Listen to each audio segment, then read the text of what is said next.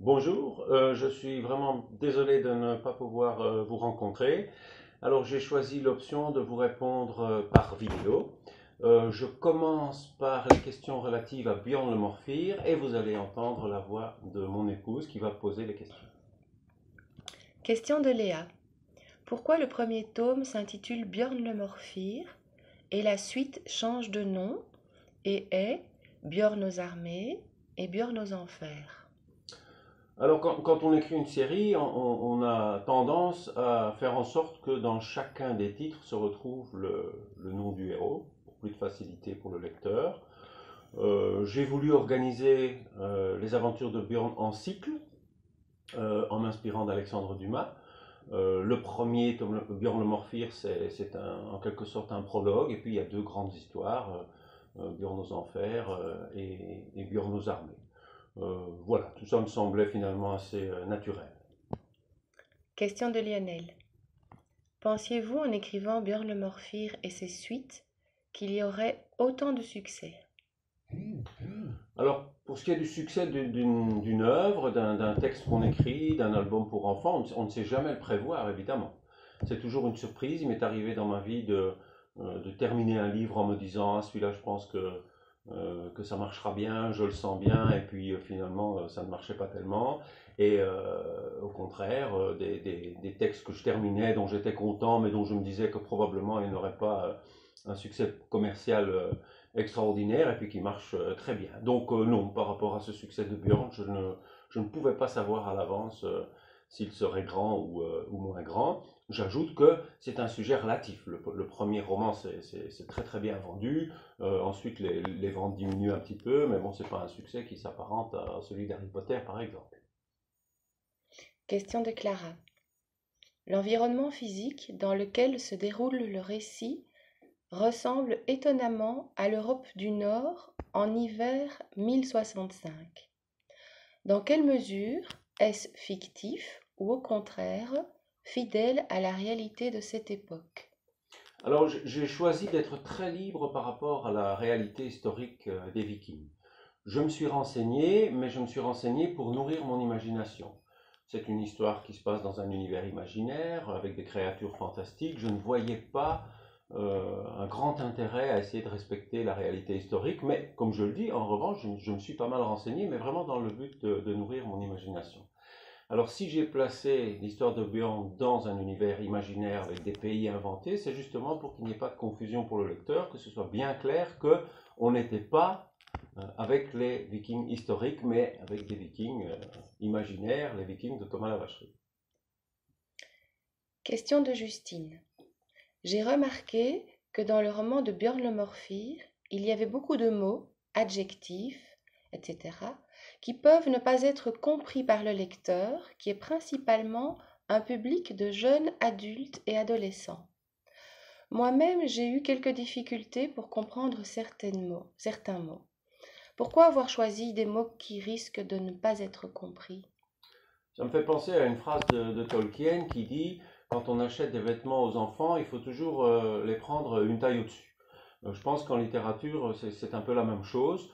Il ne faut pas avoir peur d'employer des mots un petit peu difficiles, un vocabulaire pas si simple que ça. J'ai tendance à toujours faire confiance au lecteur et à mettre la barre un petit peu plus haut que peut-être on ne le ferait si on voulait être vraiment prudent à ce niveau-là.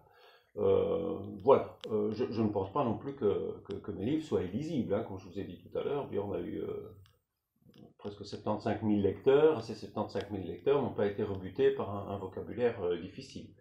Mais, encore une fois, je me permets des mots qui ne sont pas si simples. Et je ne suis pas le seul à le faire, hein. Beaucoup d'auteurs jeunesse le font. Depuis Béatrix Potter, par exemple. Elle avait pour principe d'utiliser le bon mot pour la bonne chose. Et s'il s'avérait que c'était un mot un petit peu difficile, pardon, eh bien elle le conservait. Je pense que c'est une bonne politique. Question de Léa, Lionel et Justine. À propos de l'influence de ton fils sur Björn, pourquoi avoir décidé de partager au monde une histoire que vous lisiez à votre fils le soir? Alors, c'est pas une histoire que je lisais, c'est une histoire que je racontais, hein, parce que je l'ai inventée oralement et je ne l'ai écrite que bien plus tard. après l'avoir raconté plusieurs fois. Et la raison pour laquelle j'ai choisi cette histoire, quand je me suis senti prêt à écrire mon premier roman, c'est parce qu'elle était bien éprouvée.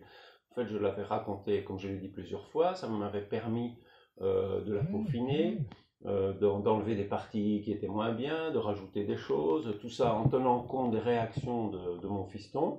Et donc voilà, c'était comme une évidence pour moi, le jour où je me suis senti capable de me lancer dans mon premier roman, d'aller chercher cette histoire qui était ma préférée parmi toutes celles que j'ai racontées à mon fils, et sa préférée aussi. Quand vous racontiez l'histoire de Björn, le Morphir à votre fils, avant la parution de votre roman, la narration était-elle également réalisée par le personnage principal, Björn?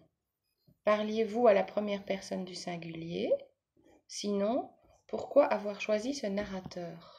Non, c'était vraiment un roman raconté à la troisième personne. Alors pourquoi j'ai choisi ça?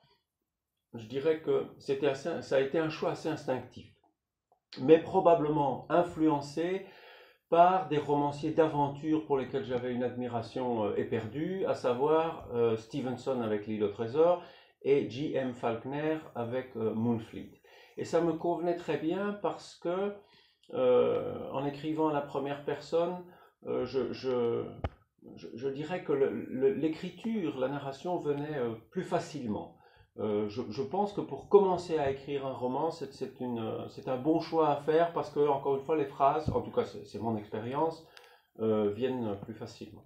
Je rajoute par rapport à cette question que j'ai choisi un narrateur qui raconte son histoire, hein, Björn, mais j'ai aussi choisi qu'il soit plus âgé au moment où il raconte, c'est-à-dire qu'il y a un décalage entre le moment de l'action et son souvenir, et ça me permet d'avoir un narrateur qui a du recul et une maturité qui est proche de la mienne en tant qu'auteur. Je n'ai jamais cherché, en tout cas avec Björn et avec mes romans pour grands ados, à emprunter une voix adolescente.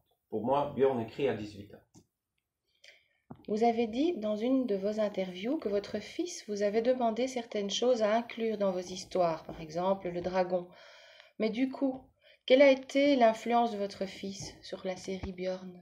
Alors, il y avait un cahier de charges, mais qui était très succinct. Un jour, il m'a fait une commande en me disant: Papa, je voudrais une histoire avec des dragons, des trolls, des elfes.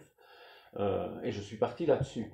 Mais ensuite, pendant que je lui inventais l'histoire, il n'est plus intervenu. Donc ça a été vraiment une petite commande avec quelques contraintes. Et ensuite, quand j'ai démarré, eh bien, j'ai pris mes décisions tout seul. Voilà, on a terminé avec Björn le Morphir. Et je vous retrouve bientôt avec les questions concernant Deux poussées.